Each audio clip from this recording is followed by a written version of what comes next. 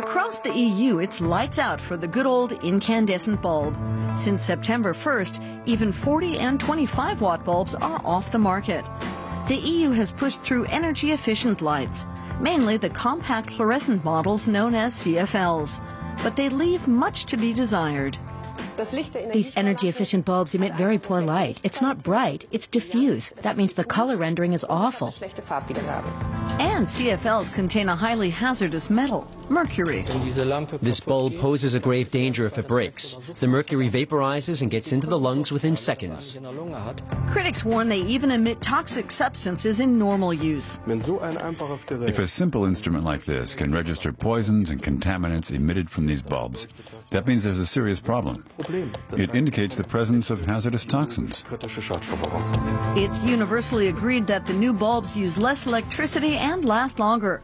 But critics say consumers and the environment will pay a high price for these benefits.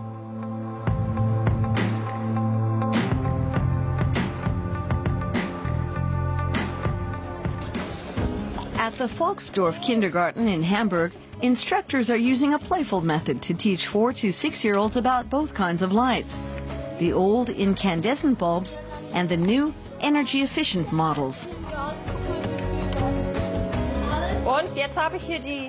And this is the new model. Of course, it looks different than the bulbs you've drawn. There's the spiral version and the tubular shapes. You probably see them in light fixtures at home, don't you? My mom doesn't buy them because when you turn them on, it always takes a while. And by the time it's lit up, you've already washed and dried your hands, then you're out of the bathroom. Silke Stoltenberg wants to teach the children what to do in case one of the new bulbs shatters. So if this energy-efficient bulb drops, you have to leave the room immediately. So let's run a drill. Remember, there's poison inside. We're only practicing now, but if it drops and breaks, you have to run for the door, okay? So I'll pretend to drop it. It breaks. And now you have to hurry outside. The official recommendation from the Federal Environment Agency is to evacuate for 15 minutes. Leave the windows open, turn off the heat. To find out if those precautions are justified, we turn to an independent laboratory that analyzes environmentally hazardous materials, including mercury. And the researchers take all precautions for our test. Here's a protective mask. Just pull it over your head.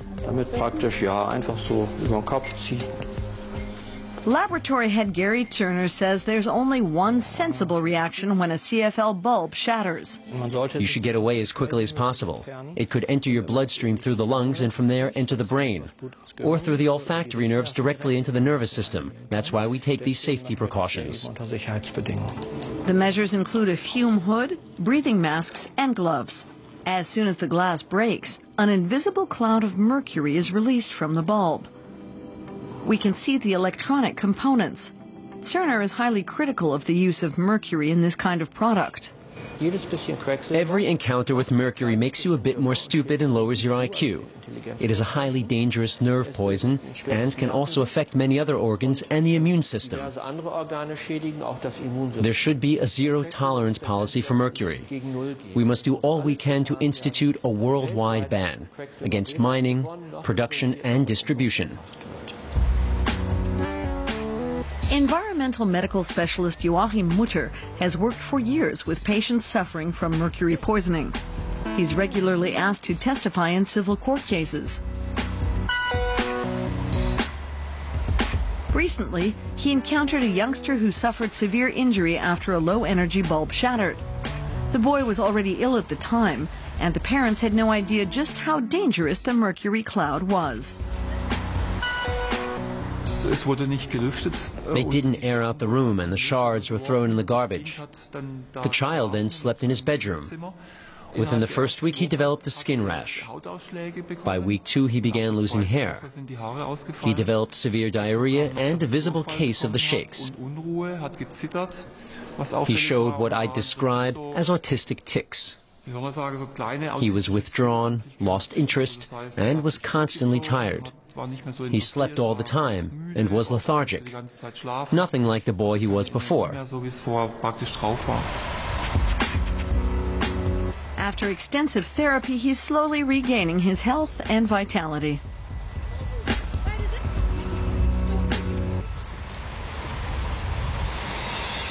That's precisely the kind of accident the instructors at the Volksdorf kindergarten are trying to prevent. Silke Stoltenberg uses a demonstration bulb to show the children how to safely dispose of them in accordance with the government's environmental guidelines. Ich sammle das jetzt hier mit Pappe auf. I use cardboard to gather all the pieces and put them in here. Your mom and dad can do that too. I collect the big pieces in the cardboard and use tape to gather the rest. Then I press down on it to get every little piece. We're not allowed to use a vacuum, and a broom isn't advised because it would only spread the mercury all around. Then I take off the gloves and dispose of them too. There might be hazardous material clinging to them. So, now I shut the lid tight and we'll recycle it. Light bulbs filled with toxic metal. Not what most people would call progress. We visit a lighting designer in Hamburg. Katja Winkelmann is an engineer and knows a thing or two about the business. The problem with this form of technology is that it simply doesn't work without mercury. That's true of all bulbs of this sort, and that includes these tubular models, the fluorescent lights. It's the same for the compact CFL bulbs, the energy-efficient bulbs. None of these can function without mercury.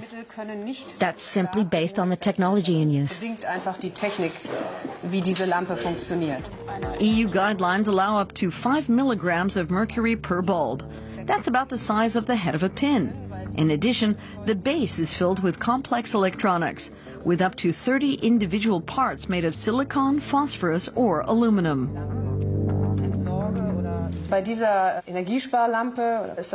These bulbs are built with this electronic ballast. We've taken this one apart to show you. The mercury is still inside because we haven't broken this casing. But we can clearly see the intricate electronics involved. And of course, this has to be disposed of in an eco-friendly manner. Every time we recycle, we throw away these electronic components too. And that's crazy, because first the mercury has to be dealt with, and then a whole lot of electronic waste. Most energy-efficient CFLs are produced in Asia, particularly China. There are reports that employees at some Chinese plants have suffered from mercury poisoning. We contacted investigative labor activists there. I heard that Chinese workers got poisoned by mercury while producing. Is there a way to find out what happened to the workers? At great personal risk, a member is to go undercover with a hidden camera in an attempt to document working conditions at the plant.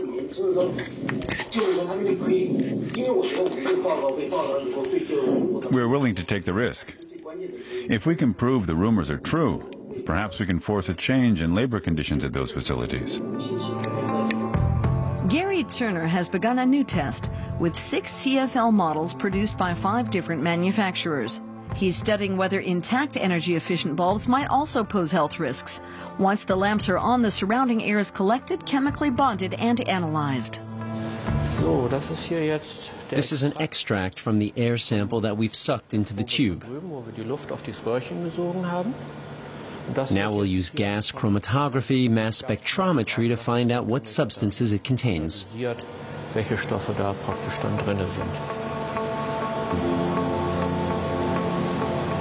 This method reveals that there are various substances.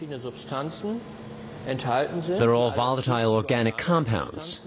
We've even found measurable traces of the toxin phenol. What's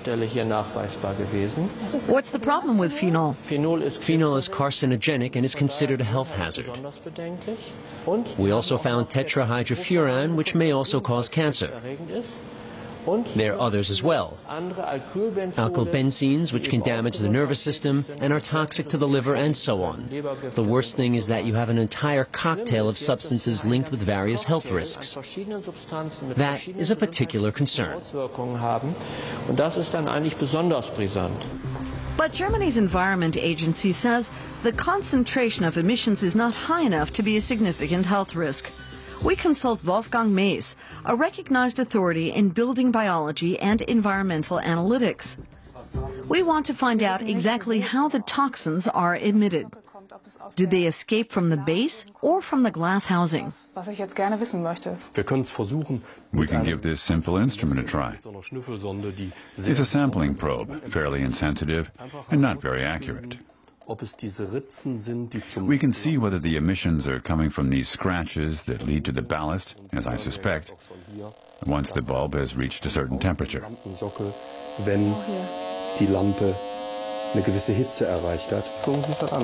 to that. It's the same with the other slits. Look at how that follows the glass housing. So if toxins such as phenol are escaping from this bulb, why aren't they better sealed? It must be possible from a manufacturing standpoint. You'll have to ask the producers. It's a necessity no matter how high the cost. We're talking about poisons that should not be allowed to escape.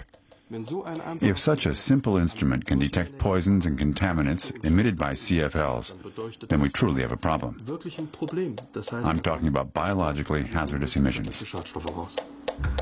We ask manufacturers to comment. One of them responds. As a manufacturer of high-quality brands, Osram complies with all manufacturing standards and guidelines. In addition, we conduct internal and external inspections on a regular basis. Mace has also measured the amount of electrosmog produced by the CFLs.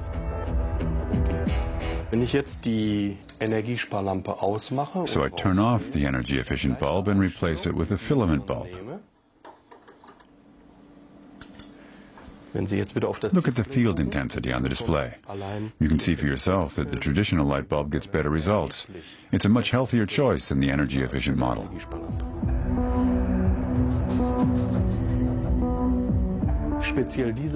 In particular, this lamp produces a field whose strength is 42 volts per meter. The limit for a computer workplace is just 1 volt per meter. That means that this bulb is 42 times more intense than a personal computer is allowed to be. We found CFLs that produce over 70 volts per meter, 70 times higher than a PC. What kind of health problems could arise if I sit too close to an energy-efficient lamp, for instance, at a desk? From a biological standpoint, there's dangerous electromagnetic exposure to your head, your body, your entire work environment. That can lead to neurological and hormonal problems and to cell damage. These are all things that can be triggered by high electromagnetic field intensity.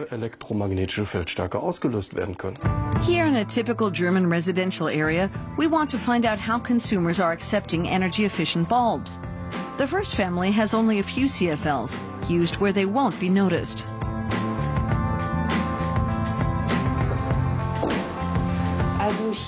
We use normal bulbs here in the living room. The CFLs are so ugly they destroy the look of our chandelier. Family number 2 has designer lighting with the appropriate bulbs. Halogen bulbs? We use mostly floodlights. The one exception is the fluorescent tube in the kitchen. I installed it over the sink. The family has decided to install energy-saving bulbs only in certain areas. We replaced the bulbs on this ceiling lamp. The CFLs make sense because this lamp is on for lengthy periods. Family number 3 has just moved into a new house and has bought new furnishings. Most of the lamps have CFLs. Are you worried about sleeping next to a bulb that contains mercury? Have you even thought about that? To tell you the truth, it hadn't crossed my mind, but as long as the mercury is contained in the glass housing, it won't leak out. The anecdotal evidence from 3 homes. Only 37% energy-efficient bulbs. The rest is a mix of incandescent, halogen, and fluorescent.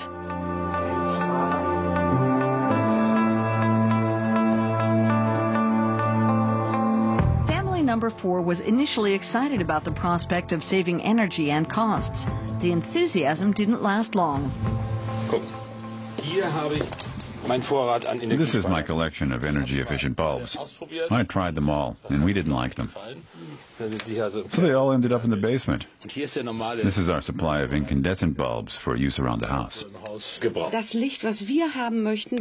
They just don't produce the kind of light we want. We can't use dimmers, and we've been reading about the dangers as well.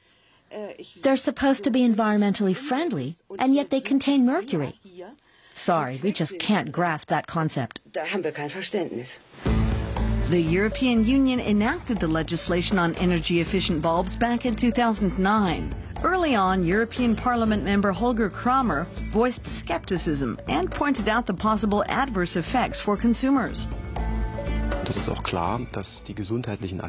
clear that health concerns were simply not a factor in implementing the ban on incandescent bulbs and the pressure to market energy-efficient bulbs. The EU Commission admitted as much. At the time, there had been no comprehensive studies. It wasn't just about mercury. There were also concerns about the psychological effects of the light, among other things. But didn't the EU Commission carry out extensive testing?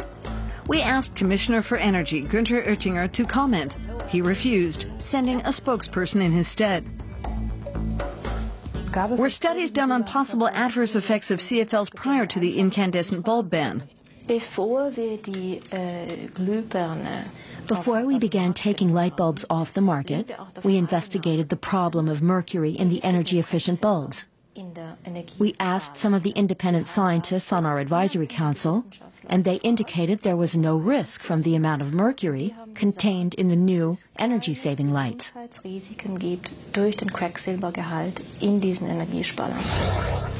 One day later, she sent a correction. In an email, she wrote that extensive test results were only submitted in 2010, long after the phase-out went into effect. In a 2009 study, researchers looked at just 5 different CFLs. That was the minimum requirement.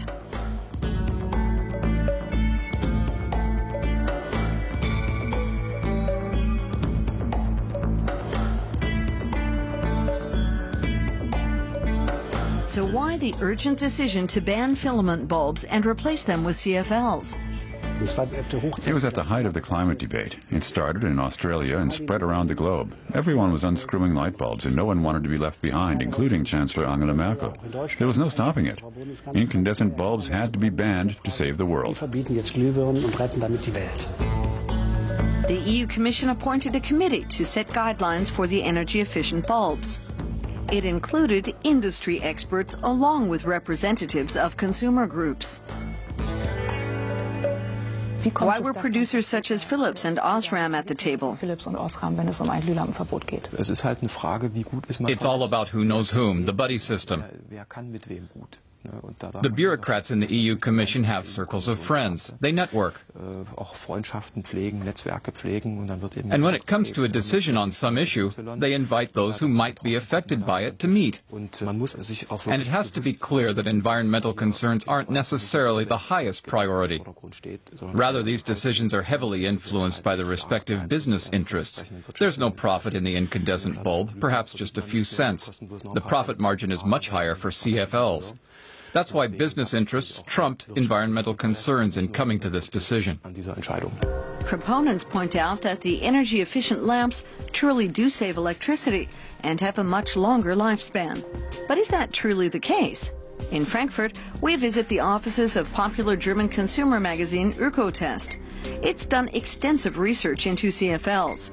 Editor-in-chief Jürgen Stelpflug and his team studied 16 different models to find out whether they live up to manufacturers' claims. Here they claim that this 11-watt CFL bulb can replace a 60-watt filament bulb. That's simply not enough. Our findings indicate you'd need at least 14 watts. But the CFLs also lose brightness quickly. So actually you'd need a 21-watt energy-efficient lamp to replace an old 60-watt bulb. And the lifespan? Yes, this is the lifespan. According to this, one low-energy bulb lasts longer than 8 traditional bulbs. The manufacturer is required to print this information on the packaging. It just doesn't add up. Yes, they're required to, but no officials check to see if it's true. But this laboratory in Wilhelmshaven does. Electrical engineer Wolfgang Hertha and the staff at the Prüfzentrum Technik have been testing lights for years, commissioned by consumer protection groups. That includes tests on the true lifespan of energy-saving lights. This room contains more than 100 lamps from 36 manufacturers. On average, they should burn between 8 and 10,000 hours. We're performing a longevity test here. We're at 7,000 hours, and 30% of them have burned out. That's a lot. In addition, we have a row where the lights are regularly turned off and on. It's rigged so that they're on for 1 minute, and then off for 5. And the test runs around the clock. The first bulbs expired at the 3,000 hour mark. And you can tell by these dark spots that a lamp is about to burn out. In a bathroom, families turn the light on and off at least 10 times a day. So a CFL probably wouldn't last a year. We asked Germany's largest light bulb producer to explain the apparent discrepancy. Osram answered by email. We are Germany's only manufacturer to guarantee our energy-efficient bulbs. This guarantee also applies particularly to the lifespan.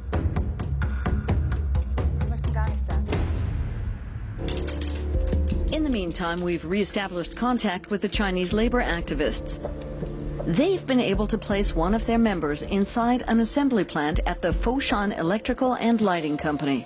This facility produces fluorescent lights which operate on the same principle as CFLs. The key component is mercury. Heinrich Kramer is a lighting designer, previously employed by a major manufacturer. He speaks with authority about the images from the Chinese plant. The employees aren't wearing protective gear. They should be wearing breathing masks and the appropriate protective clothing, and it should be disposed of once they leave the production line. If one of these tubes breaks, highly toxic mercury will escape. Chinese regulations stipulate protective clothing, but it appears few employees are aware of the health hazards. Over the past few years, there have been numerous documented cases of toxic accidents, including at this plant. Under these conditions, can we call these lamps environmentally friendly? Certainly not when you look at it from this standpoint.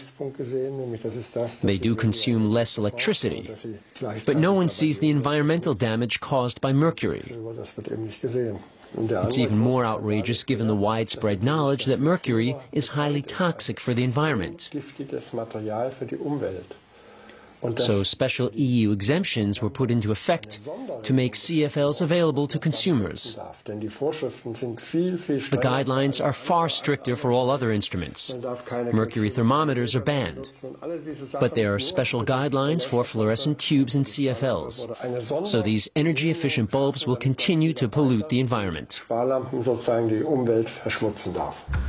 In 2004, German light manufacturer Osram bought a stake in the Foshan Electrical and Lighting Company. In a statement, Osram declares, with the goal of improving occupational safety and health, Osram successfully implemented these and other measures in 2010. Use of modern dosing technologies, weekly mercury monitoring, construction of new ventilation and exhaust mechanisms. And then there's the problem of disposing of the burned out bulbs. Germany forbids throwing them away with the rest of the household trash. We go to a building supply center to see whether it has a recycling program in place. It doesn't appear to be the case. Excuse me, I'd like to recycle this bulb. Sorry, I can't help you. I don't think we accept them. There was nothing in the light department. We don't accept them. But I bought it here. That doesn't matter. The only alternative is a trip to the recycling center. On the way, my car burned nearly a liter of gas and emitted over 2,000 grams of CO2, all to dispose of one eco-friendly light bulb. Waste separation actually works quite efficiently in environmentally conscious Germany, but the CFLs pose a gigantic recycling problem. Recycling centers are required to accept them, but experts estimate that only about 10% of CFLs from German households are properly disposed of. That means 90% are thrown out with the trash, ending up in landfills and posing an environmental hazard. But surely the EU Commission has imposed recycling guidelines. Bureaucrats in Brussels have regulated almost every aspect of our lives. But the spokesperson for the EU Energy Commissioner couldn't find the laws applying to recycling of CFLs. As far as recycling is concerned, stores that sell the bulbs must also take the used ones back. But they don't. They have to. The stores have to take them back. Take CFLs back for recycling. The stores refuse and say they're not required to. You can't dispose of the burned out bulbs at the place you bought them. The law stipulates that the stores must accept them. The law also says that member nations must inform its citizens where and how to dispose of these bulbs. Of course, that includes Germany and German citizens. The spokesperson for the EU Energy Commissioner is wrong. Mrs. Holzner corrects her statement the day following our interview. Stores may recycle the bulbs on a voluntary basis.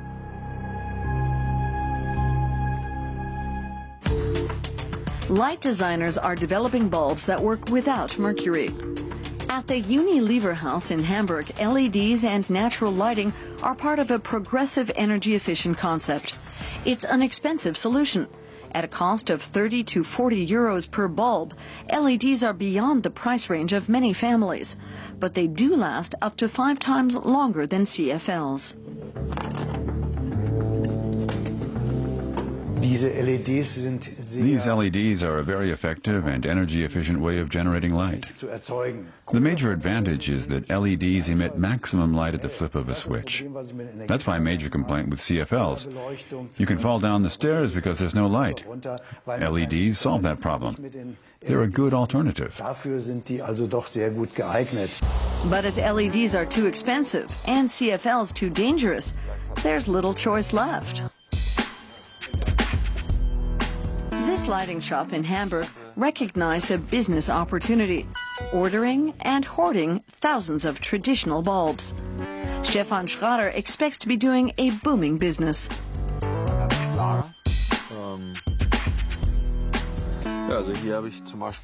Look at this bulb. It's beautiful.